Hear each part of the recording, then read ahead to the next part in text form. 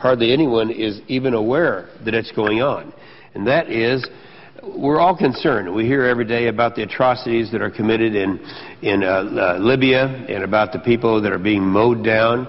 And what they don't realize is that's not the only place this is going on. I have to share, as much as I hate to do it because I'm disagreeing with our State Department when I say this, but I have to say it because somebody has to say it. Right now, the potential of having large numbers of people tortured, murdered in Cote d'Ivoire is taking place. And let me just say, kind of set the stage here so that people will be aware of it. I've had occasion to be in Cote d'Ivoire. Cote d'Ivoire, some people call it the Ivory Coast. It's in West Africa. It's an area where a lot of the slave trade came from, that came to this country. It's a place that has been led by a president named Laurent Gbagbo for the last, the last 10 years.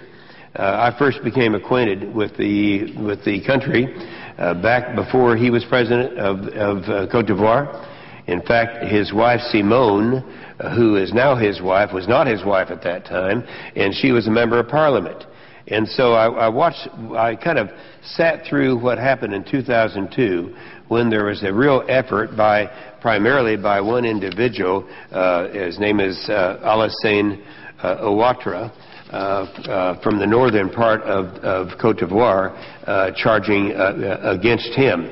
Now, it's kind of interesting because Cote d'Ivoire is one country, but up in the north, you have primarily the Muslim area. In the south and east, primarily the Christian element.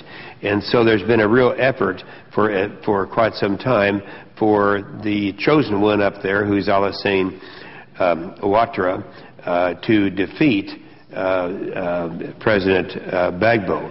Now, here's the problem that we have. There was an election that took place a few months ago when it appeared that Ouattara actually beat the incumbent president, President Gbagbo. And so we were all concerned about this in terms of, was it a straight election? And I'm going to tell you in a couple of minutes here why it was not, but also tried to call this to the attention of the administration.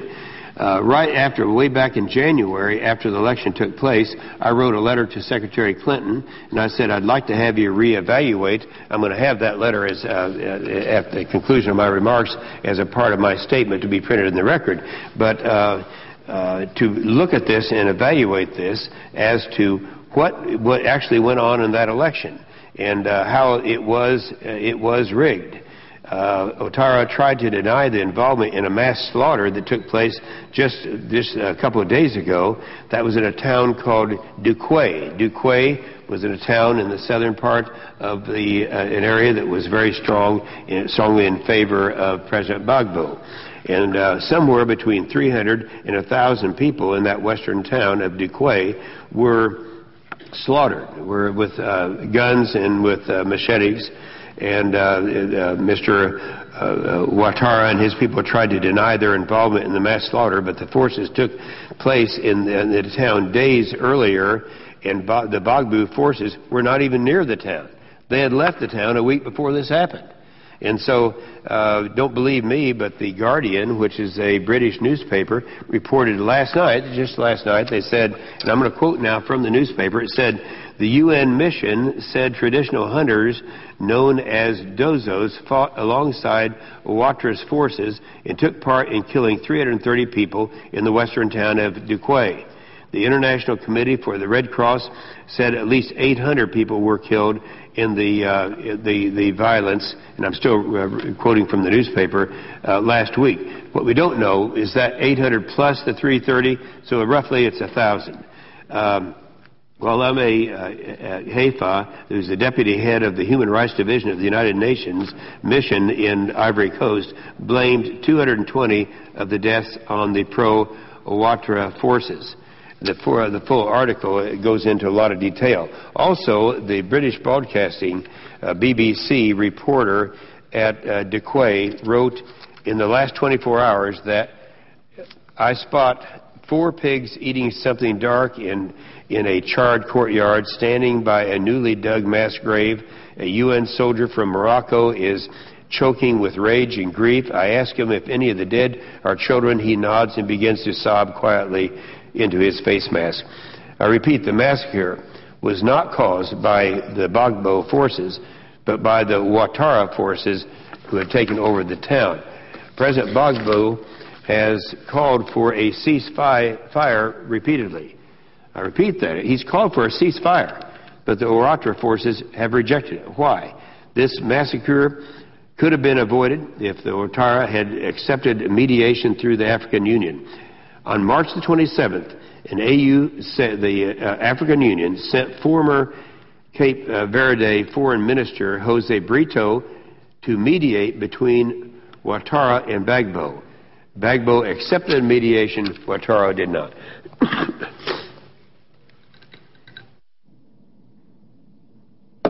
I've been following the events closely in Cote d'Ivoire since last fall and have spoken with various African dignitaries. I'm convinced that there is a serious question as to whether Ouattara is the legitimately elected president of Cote d'Ivoire. I've received substantial evidence of massive voter fraud in the rebel-held north of Cote d'Ivoire. That's the area from which Ouattara comes. And I've sent the evidence to the Secretary of Clinton on 2 occasions spanning the last few months. One of them is where we actually have the evidence of the number of votes that were stolen. In one letter, I pointed out, this is the last letter, which I'll make a part of this record, to the evidence which shows that Ouattara received 94,873 votes that were listed on a tally sheet for one of the 5 regions in the rebel-held north. Times this by 4, and it comes to very close to the margin of victory that allegedly President Gbagbo lost. That's 400,000 votes. So if indeed a similar amount of voter fraud exists in these 4 regions, Gbagbo is the actual winner of the November 28th presidential election. But if that's too complicated, look at it this way. In those 5 regions, they don't call them precincts up there. Well, some of the small ones they call precincts, so it's a little confusing. But in the first letter that I sent in, I commented that Gbagbo, during what we would call the primary, had won thousands of votes in each one of those 5 precincts up north. However, in the primary runoff, he got 0. And I suggest to you, Mr. President, that is a statistical impossibility. You can't get 0, particularly after you've already had thousands of votes. Now, my letter to Secretary Clinton, I called for the United States to support new elections there, but thus far these efforts have received an inadequate response. Based on the news that Ouattara has murdered some 1,000 people in Duquay, I hope that the U.S. will reconsider its position and call for a new election. This Wednesday, April 6th, will mark the 17th anniversary of the 1994 Rwanda genocide. I went back for the anniversary of that genocide. I've been there many times before. We know that the UN Secretary General, Kofi Annan, and others knew the extent of this violence early on but did nothing to do it. Well, now we know there could be another genocide occurring, and we do know in advance. And that's why the United States is going to have to call for an immediate ceasefire to prevent Ouattara and his rebel army from committing a mass slaughter of the Ivoirians, especially the many youth with sticks and baseball bats who are protecting President Gbagbo at the present time around the presidential palace. You've got to get this mental picture. You got these kids, young kids, who are marching around. They don't have any weapons. They're carrying baseball bats and 2x4s. And I've also been told that within the last half hour, that the United Nations helicopters, UN peacekeeping helicopters, are firing on Gbagbo's military camp, causing massive explosions. Now, there could be some confusion on this, because 2 of the articles that came out in the last half hour, one of them was talking about the French, who are kind of behind in supporting, of course, Ouattara, that they are involved in this. The other says the UN. I'm not sure. One of the 2 is. Lastly, I've sent a letter to Senate Foreign Relations Committee Chairman John Kerry. And by the way, I talked to him personally about this. He is very concerned about it. I've requested that he convene a hearing as soon as possible into the atrocities committed by forces loyal to the rebel leader Ouattara, as well as into what I believe were flawed elections that gave legitimacy to his claim of the presidency. So I do ask unanimous consent that now, at the conclusion of these remarks, placed in the record immediately following my comments would be the two letters sent to Secretary Clinton, along with a letter sent to Senator Kerry, and with the calculation or of the miscalculation of the election that I honestly in my heart believe was stolen. This is what we're asking to be put in the record. This is the tabulations of the precincts.